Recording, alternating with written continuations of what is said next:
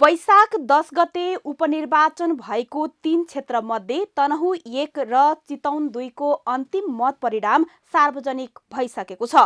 यो निर्वाचनमा ठूला भनिने नेपाली कांग्रेस, नेकपा एमाले र नेकपा माओवादीलाई घण्टी बजाउने काम राष्ट्रिय स्वतन्त्र पार्टीले गर्यो।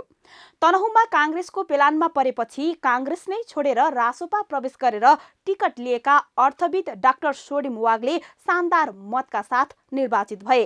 उता निर्वाचनमा रासोपाका सभापति रवि लामिछाने इतिहासकै धेरै मत ल्याएर निर्वाचित भए। तनहुँमा वाग्लेसँग भिड्न कांग्रेसले केन्द्रीय समेत रहेका गोविन्द भट्टराई, एमालेले मंगिरको निर्वाचनमा काठमाडौँमा हारेका सर्वेन्द्र खनाललाई उम्मेद्वार बनाएको थियो।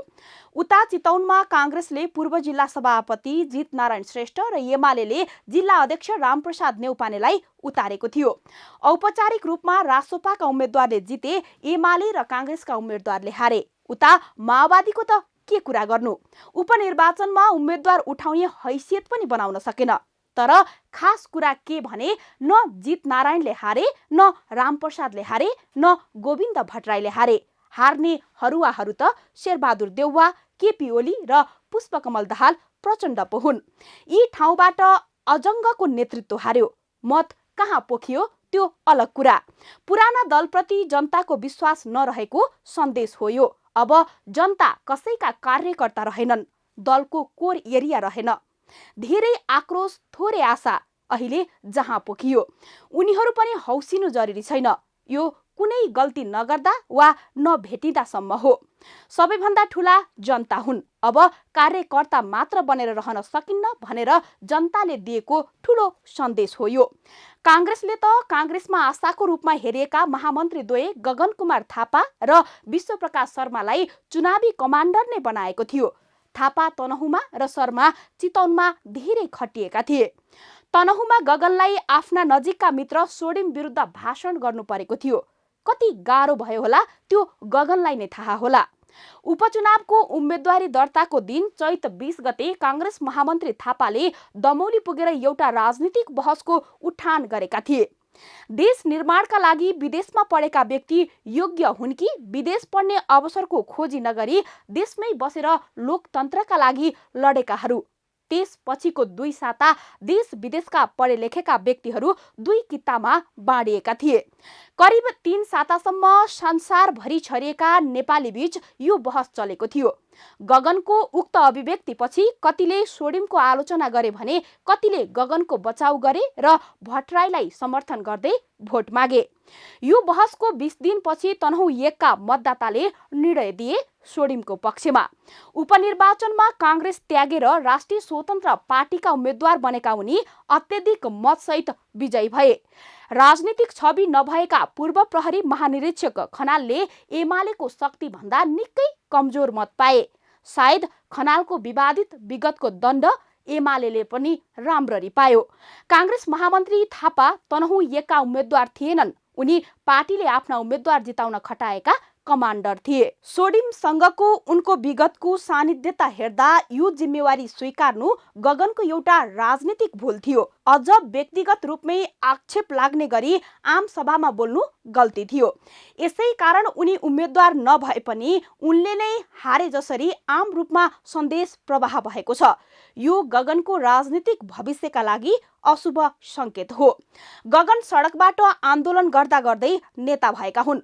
उनी कसैले तानेर होइन, संस्थापनसँग जुधेर नेता भएको सर्वस्वीकार्य छ। तर उनका अभिव्यक्तिले बेला बेला आफैलाई एम्बुस थापिरहेको छ।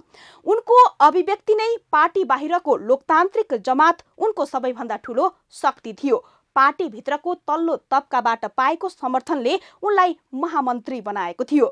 अहिले सत्तामा रहेको पार्टीभित्र दाइ भाउजू समूह भनेर आलोचित कांग्रेसको संस्थापन पक्षले त गगनको हारका रूपमा प्रचार गर्ने नै भयो। किनकि सो क्षेत्रको चुनावी कमान्डर बनाएर गगनलाई खटाउनुको अन्तर्निहित उद्देश्य नै त्यही थियो भन्ने सहज अनुमान गर्न सकिन्छ। थापाले विदेश पढेर आएका कुशल अर्थशास्त्री वाग्लेतर्फ लक्षित चुनावी सभालाई सम्बोधन गर्दा भनेका थिए, मैले विदेशमा बसेर यो गरेर आएको, यतिको जागिर छोडेर आएको भन्नुहुन्छ भने मलाई भन्न मन लाग्छ, मैले त जागिर नखाएको, तिमीले त खाएर छोडेर आएको, मलाई त भन्न मन लाग्छ तिमी त जागिर खाएको, घर बनाएको, पेन्सन पाएको अनि आएको हो। म त त्यो बेलामा सडकमा लडेर बसेको हो, छातीमा ढुङ्गा खाएर बसेको हो। विदेश जान नसक्ने भएर होइन, जाने क्षमता नभएर होइन। यो सम्बोधनको भिडियो अहिले पनि सामाजिक सञ्जालभरि भाइरल छ। चैतको डडेलो फैलिए जसरी सामाजिक सञ्जालमा फैलिएको यो भिडियोले उनको साख घटाएको छ। सामाजिक सञ्जालमा आएका गाली हेर्दा लाग्छ त्यो साख छिट्टै फर्किन मुस्किल हुनेछ। उपचुनावबाट गगनप्रति सहानुभूति राख्ने काङ्ग्रेस बाहिरका लोकतन्त्रवादी समूह उनीसँग चिडिएका छन् अनि विगतमा गगनलाई साथ दिँदै आएको प्रबुद्ध वर्गले उपचुनावमा सोडिमलाई समर्थन जनाएको छ। गगनको निन्दा पनि गरेको छ। अहिले गगनको निन्दा गर्ने वर्ग त्यही हो जो हिजोदेखि उनको भलो चिताउँथ्यो। त्यसैको बलमा काङ्ग्रेसभित्र उनलाई सभापति हुन सहज हुन्थ्यो अनि सोडिमसँग निकटतम प्रतिद्वन्दी भएर फराकिलो मतान्तरले पराजित भट्टराईलाई भन्दा कैयौं गुणा बढी गगनलाई क्षति गरेको छ। विगतमा काङ्ग्रेसभित्र वैकल्पिक नेतृत्वको आशामा गगनप्रति सहानुभूति राख्ने समूह अहिले काङ्ग्रेस पार्टीकै विकल्प खोज्ने ठाउँमा पुगेको छ। यसको असर काङ्ग्रेस पार्टीको भावी राजनीतिमा समेत असर पर्न सक्छ।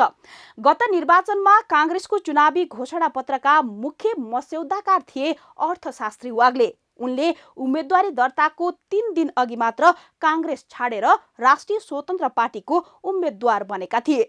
काङ्ग्रेसका उम्मेद्वार बनेर वर्तमान राष्ट्रपति रामचन्द्र पौडेलले 6 पटक संसदीय चुनाव जितेको र 2074 सालमा 1 पटक मात्र एमालेसँग हारेको क्षेत्रबाट भारी मतान्तरले सोडिम विजयी भएका छन्। काङ्ग्रेसले 5 महिना अघि आफूले जितेको सिट गुमाएको छ। एमालेले पनि विगतमा जितेको क्षेत्रमा जनसमर्थन गुमाएको छ। आम निर्वाचन भएको 5 महिनापछि भएको यो चुनावलाई यस अर्थमा मिनी जनसङ्ग्रामका रूपमा हेरियो कि विशेष त नेपाली काङ्ग्रेसले यसलाई जीवन मरणको विषय बनायो। उपचुनावमा पनि काङ्ग्रेसले नेकपा माओवादी केन्द्र, जसपा, नेकपा एस, लोसपासँग गठबन्धन गर्यो, जुन आवश्यक थिएन।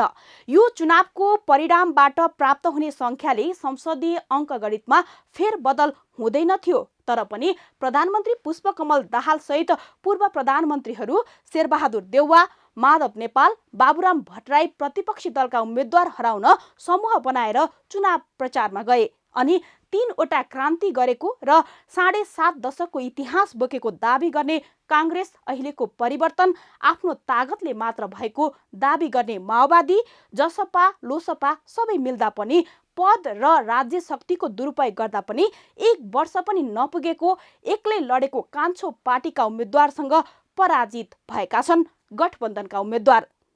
चुनाव प्रचार गर्न हिँडेका प्रधानमन्त्री प्रचण्डले आश्वासन दिए, तपाईँ चुनाव जिताएर पठाइदिनुस्, म मन्त्री बनाइदिन्छु।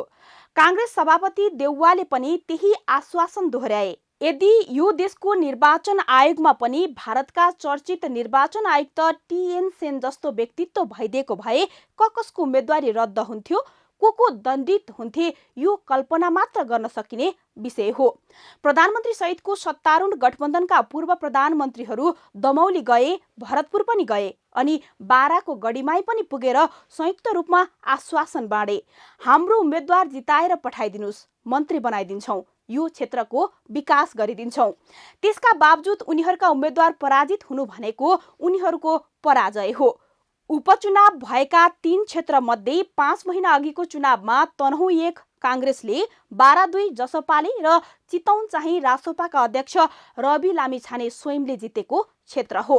काङ्ग्रेसले आफ्नो क्षेत्र जोगाउन सकेन। जसपा अध्यक्ष उपेन्द्र यादवलाई जिताउन बारामा शक्तिको दुरुपयोग गरेको आरोप सत्ता गठबन्धनकै जनमत पार्टीका अध्यक्ष सीके राउतले लगाएका छन्। चितौनमा भने रासोपा अध्यक्ष रवि लामिछानेको वर्चस्व कायम नै रहने देखिन्छ। उपचुनावलाई मिनी जनमत संग्रह मान्ने हो भने मङ्सिर 4 को जनमत फेरबदल भइसकेको देखिन्छ। अहिलेको सत्ता गठबन्धन र प्रमुख प्रतिपक्षी दल दुवैले आफ्नो स्थान गुमाएको देखिन्छ। पुराना राजनीतिक दललाई नयाँले प्रतिस्थापन गर्दै गएका छन्। राजनीतिक नैतिकता हुने हो भने यसले मुख्य दलका नेतृत्वको राजीनामाको माग गर्दछ अनि सत्तारूढ दलले जनमत गुमाएका कारण नयाँ जनादेशको समेत माग गर्दछ, जुन आर्थिक रूपमा जर्जर हुँदै गएको देशको अहिलेको आवश्यकता होइन। सामान्यतः उपचुनावको परिणाम सत्तारूढ दलको पक्षमा जानुपर्ने हो, किनकि सत्तारूढ दलले जितेमा क्षेत्रमा अवसर प्राप्त हुन्छ भनेर। तर उपचुनावको परिणामले विपरीत सन्देश दिएको छ। सत्तारूढ गठबन्धनको मुख्य घटक नेपाली कांग्रेस र उपप्रमुख प्रतिपक्षी एमाले दुवैप्रति जनताको आकर्षण छैन। परिस्थितिमा कुनै मिराकल नभएमा कांग्रेस एमाले दुवै दललाई आगामी चुनावको सबैभन्दा चुनौती रासोपा नै हो। उपचुनावमा एउटा पनि क्षेत्रमा उम्मेद्वारसम्म नउठाएका नेकपा माओवादी केन्द्र, नेकपा एस, लोसपाको त आगामी निर्वाचनसम्म पुग्दा अस्तित्व नै लोप हुने खतरा बढेको छ। 2074 सालमा एमाले र 2079 सालमा कांग्रेसले अस्तित्व जोगाइदिएको माओवादीलाई आगामी चुनावमा यी दुवै दलले जोगाउन सक्ने अवस्था हुने छैन भन्ने तनहुको मत परिणामले देखाएको छ। गत मङ्सिरको निर्वाचनपछि कांग्रेस एमाले दुवै दलले राष्ट्रिय स्वतन्त्र पार्टीले पाएको मतबारे टिप्पणी गरेका थिए। त्यो नो भोट हो, पानीको फोका जस्तै अर्को चुनावसम्ममा हराएर जान्छ। उपचुनावको परिणामले देखाएको छ राष्ट्रिय स्वतन्त्र पार्टीप्रतिको आशा घटेको छैन। सोडिम र रविको विजयले देखाएको छ यसको क्रेज कायम छ, यो प्रतिको आकर्षण बढेको छ। आगामी दिनमा लोकप्रिय र विद्वत छवि भएका कांग्रेस एमालेका कार्यकर्ता पेलिएर पनि त्यही खुम्चिएर बस्ने छैनन्। ठूलो नेताको चेपुवामा परेर अवसरबाट वञ्चित भइरहेका एमालेको तेस्रो पुस्ताका लागि पनि विकल्पको ढोका खुलेको छ अनि कांग्रेस एमाले र माओवादीले पनि पार्टीलाई पुनः संगठित गरी आन्तरिक लोकतन्त्रको अभ्यास नगर्ने हो भने आगामी दिन सहज हुने छैन।